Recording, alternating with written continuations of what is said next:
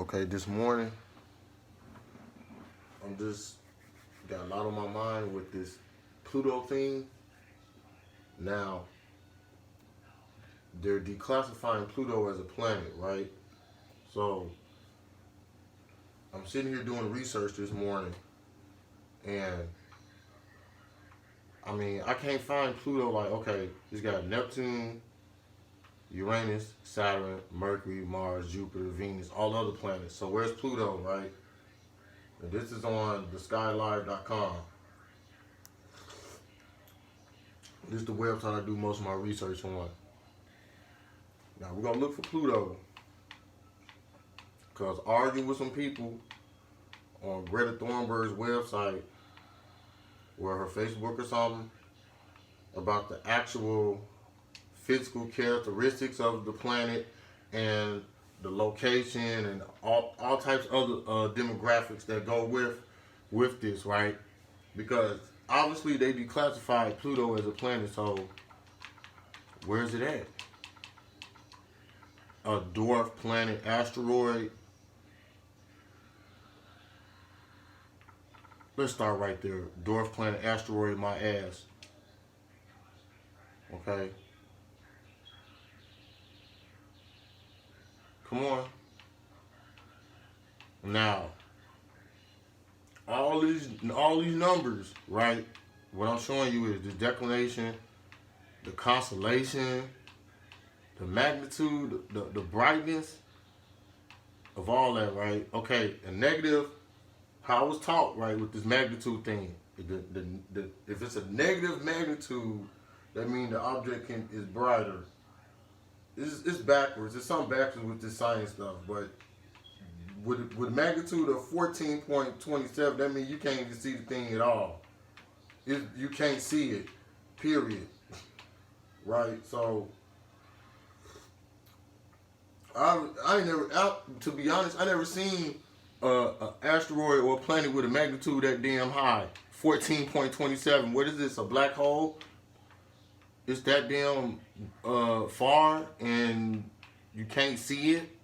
I mean, even if you have a planet like this or asteroid or anything that you want to like classify it as in our solar system, there is no way this thing, first of all, this thing cannot be orbiting us, period. There is no way this thing is so far out in space. This thing is so far out in space. There's no fucking way, excuse my language, there's no way it could be in our solar system, period. Now that's how we're going to start with this. Okay, now it's a dwarf planet, Pluto. How far? It's a dwarf planet. How big is it? How what's the size of it? Let's find out. Let's see if we can find out the size of this thing. Let's go down some more.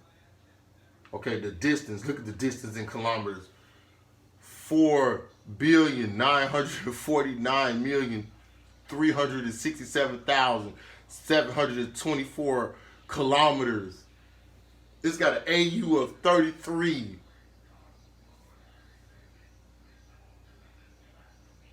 And you trying to tell me this thing is in our orbit?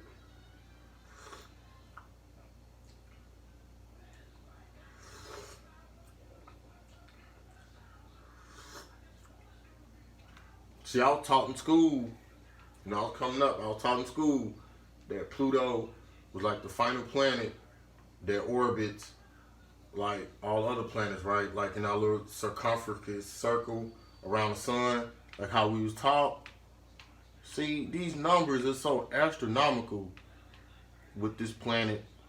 Okay, I'm still looking for the semi-major axis is 390,855,182 kilometers.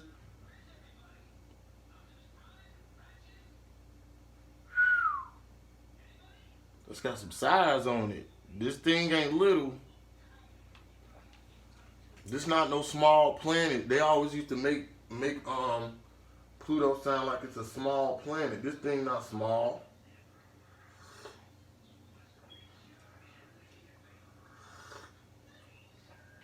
It has an ascending node of 214 degrees See, this is my first time ever looking at all this, but I know something's up with this. I know something's up with all this, and I know there's no way you can have. As you see, they got my 3D chart blocked for some odd reason. Well, I can't. They think I don't know where the planet's at. I don't know. I'm smart enough. I could look at all this math and figure out where each planet is and where it's orbiting at. It might take me like a day or two, but I can map out all these planets. But it's saying this thing is in the Sagittarius constellation. Now, where's that at? I want to look at that because all this, there is no way this thing could ever in our time orbited the sun. Period. Okay. Make me think, especially with these type of numbers, this thing got its own solar system. And see, those scientists is on there were really like jabbing at me because, first of all, I said, how you gonna have a planet that's 96% nitrogen? The actual demographics of the planet is supposed to be 96% nitrogen, like nitrogen core, or any type of O2, any type of element like that would catch fire in space. If it's moving at a speed, what if an asteroid hit it? So if this planet was made out of nitrogen, you just had a big nuclear bomb floating around in space. That's what I'm trying to find out. I'm about to look up the actual demographics of what this planet is made of. Because all these numbers is true. The distance, look at it. Look at how Jupiter and Saturn is like so far away from it. I mean, it's close, but this is the Sagittarius constellation. Aruga is here. This thing is nowhere near our planet. Nowhere near our planet at all. Nowhere close. Because we got Gemini constellation on the other side of the sun. That's what I'm saying. Is this Pluto thing, this thing, either it doesn't exist, or it's moving at a different speed and it's at a different location. That's the only way this whole entire thing can be proven. Unless the Hubble telescope throwing up uploaded images of what they want you to look at. I'm just being honest here. Look, I'm about to go find out what this planet is made out of. Because all this stuff, I already know all this stuff. I know all this stuff. I can look at it. And it's got a declination of negative 22 degrees. So that means it's under the plane. Come on now, let me see. I need to just go to the Google real quick. Then Pluto's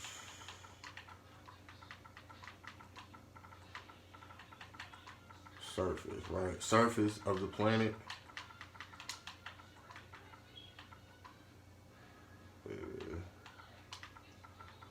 Surface features, whatever. Okay, look. The surface of Pluto is characterized by mountains, valleys, and plains. First of all, how did you get that Voyager? This thing is,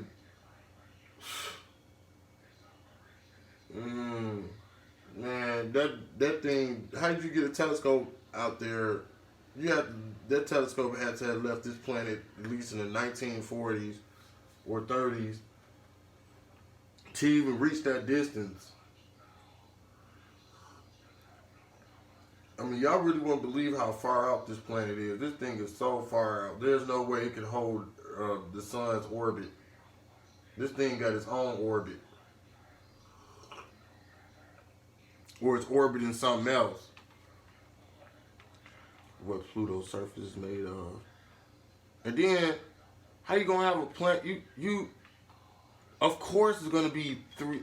See, they're braining you negative 375 to 400 degrees Fahrenheit. Of course, that far out from the sun, you're not gonna get no sunlight or no heat to be able to grow anything. Obviously, I mean, they need to do better than this, man. That's what I'm seeing. I'm still about to look at the solid surface. Does it have special features of Pluto? Let's see. Sliders, door planet, blah blah blah blah blah. No, I want the surface. That's what I'm looking for. The line 30, 50 times as far as from the sun. Resemblance to the rock terrestrial planes. Then the gas giants that his neighbors are new horizons reveal the surface door. Dominated by nitrogen ice. Look at this. Fire. So you're going to have a planet floating through space made out of nitrogen, methane, and carbon. This would piss the scientist. He was a scientist. I don't know who this guy was that was on there. This would piss them off. Made out of nitrogen, methane, or methane, or carbon. Basically, methane.